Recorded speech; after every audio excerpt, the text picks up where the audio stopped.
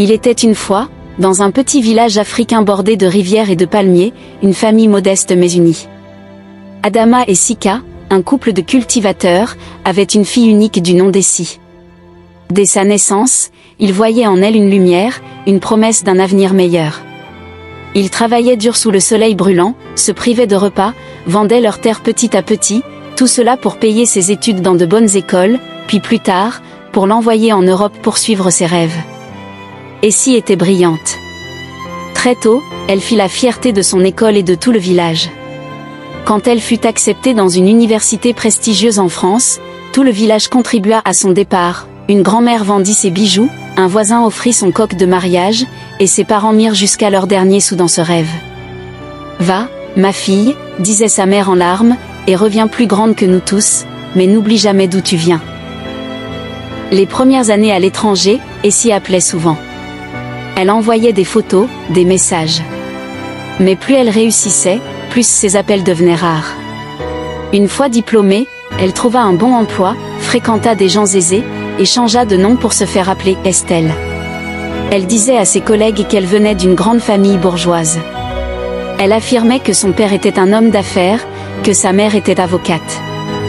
Lorsqu'on lui parlait de ses origines, elle souriait d'un air vague, « Je suis née avec une cuillère en or dans la bouche ».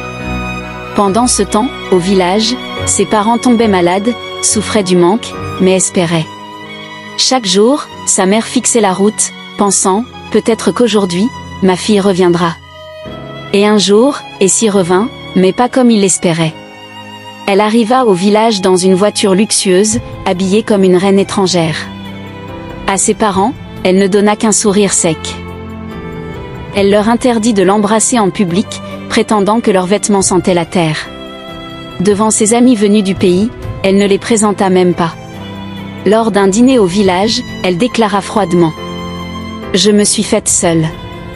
Je dois ma réussite à mon ambition, pas à la pauvreté que j'ai fui. » Sa mère, humiliée, éclata en larmes devant tout le monde, dans un cri de douleur, prononça des mots qu'elle n'avait jamais pensé dire. « Puisque tu renies la racine qui t'a nourri, puisses-tu goûter un jour à l'amertume du rejet que tu nous fais subir. » Depuis ce jour, la vie d'Essie bascula lentement. Ses projets professionnels échouèrent sans raison. Ses amis commencèrent à l'éviter. L'homme qu'elle devait épouser l'abandonna à quelques semaines du mariage. Elle perdit ses papiers, son travail, son appartement.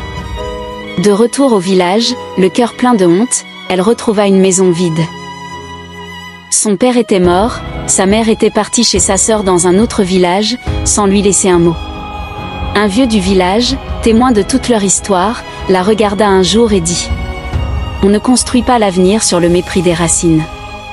Ce que tu fuis revient toujours te retrouver. » La malédiction d'une mère, surtout celle qui t'a tout donné, ne se balaie pas d'un revers de main.